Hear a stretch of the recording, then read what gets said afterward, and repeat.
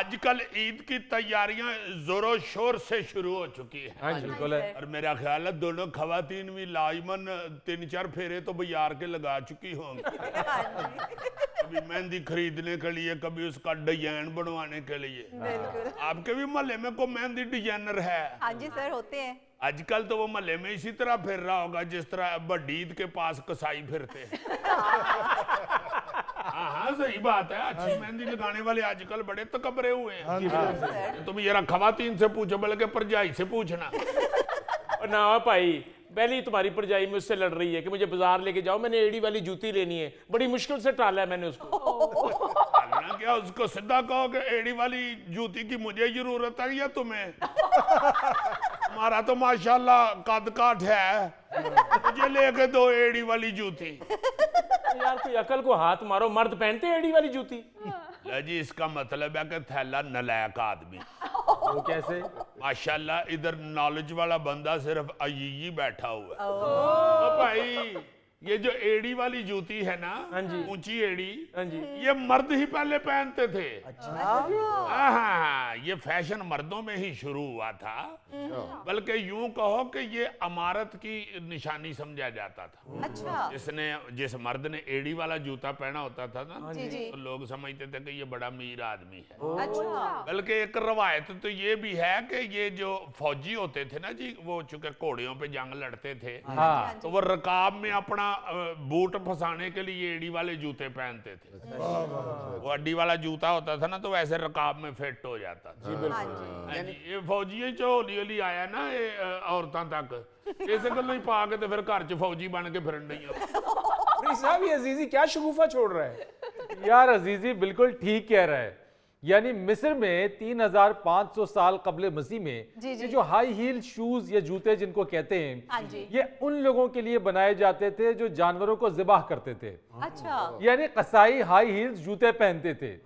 اس کا فائدہ انہیں یہ ہوتا تھا کہ جب وہ جانور ذبح کرتے تھے تو ان کے جوتے اور ان کے کپڑے خون سے محفوظ رہتے تھے. اور سنا, میں کوئی جھوٹ بول لیا, میں کوئی ککڑ تول لیا.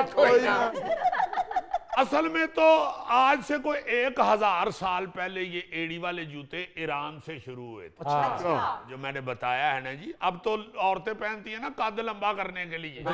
اس وقت ایسا کوئی مسئلہ نہیں تھا. جیسے میں نے بتایا ہے کہ فوجیوں نے پہننے شروع کیے تھے, وہ گھوڑے کی رکاب میں پاؤں پھنسانے کے لیے. وہ جب رکاب میں پاؤں پھنس جاتا تھا ان کا, تو ان کو پھر تلوار اور تیر کمان چلانے میں ذرا آسانی ہوتی تھی. یعنی کہ گریپ ہو جاتی تھی. فوجیوں کی دیکھا دیکھی دوسرے مردوں نے بھی پہننے شروع کر دیے.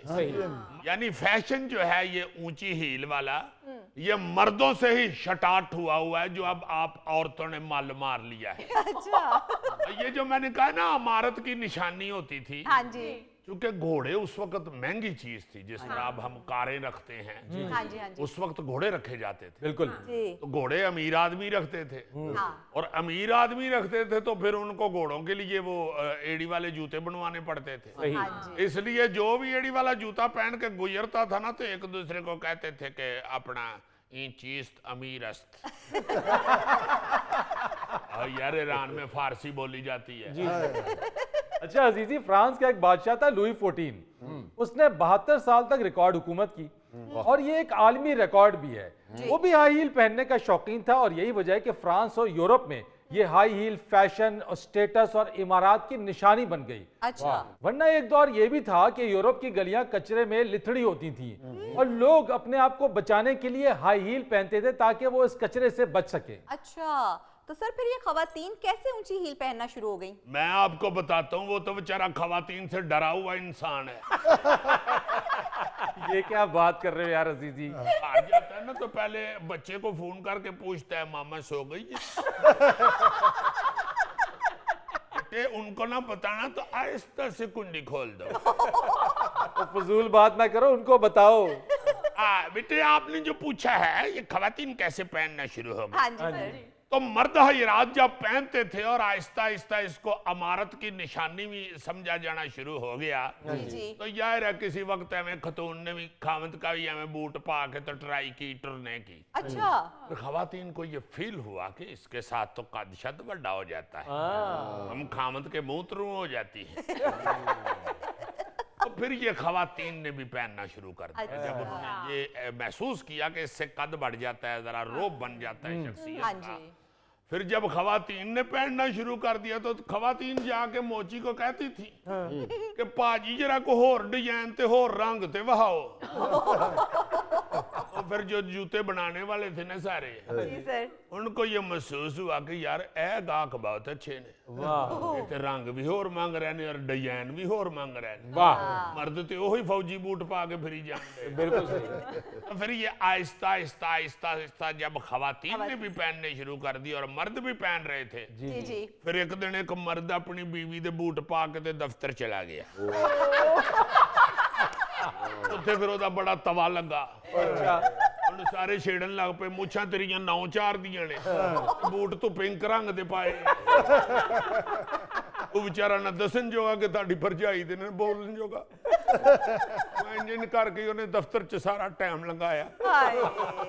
آہستہ آہستہ پھر مردوں کو یہ محسوس ہونا شروع ہو گیا کہ یار یہ عورتیں پہنے ہم نہیں پہنے۔ پھر سر ہڈی بہت بری لگتی ہے سر، سر پہ بری لگتی ہے، تھلے پا لیا کر کو 2 انچ اونچا ہو۔ عزیزی میں نے بھی اسے کہا یہ جان بوجھ کر ایڑی والا جوتے نہیں پہنتا، اچھا جی، یہ کہتا ہے بچوں میں گھومنے کا بڑا مزہ آتا ہے، کسی کی کافی چھین لی، کسی کا مالٹا چھین لیا، کسی کو کر دیا۔ اللہ معاف کرے کتنا برا لگتا ہوگا یہ کرتا، کوئی برا نہیں لگتا، یار ویسے مزاحیہ لگتا ہے۔ عزیزی یہ تو فیشن وقت کے ساتھ ساتھ بدلتے رہتے ہیں۔ جی جی، اب پرفیوم کو ہی تم دیکھ لو، پہلے مردوں کے لیے پرفیوم علیحدہ ہوتے تھے، خواتین کے لیے علیحدہ، لیکن اب تو یونی سیکس پرفیوم ہے، دونوں ہی استعمال کر سکتے ہیں۔ جی جی، یہ گوگا کی آنے کی دکان پہ پرفیوم لینے کے لیے تو انہوں نے دکھایا، کہتا جی یہ مردوں کے لیے ہے، انہوں نے کہا نہیں جی یہ یونی سیکس ہے، کہتا یار میں آپ کو خواجہ سرا نظر آتا ہوں۔ ناظرین جانے سے پہلے ایک خوبصورت بات آپ سے شیئر کرتا چلوں، احساس کے رشتے دستک کے محتاج نہیں ہوتے، یہ خوشبو ہیں جو بند دروازوں سے بھی گزر جاتی ہے۔ اپنے میزبان فرید رئیس کو اجازت دیجیے، کل آپ سے پھر ملاقات کریں گے انشاءاللہ، تب تک کے لیے اللہ حافظ۔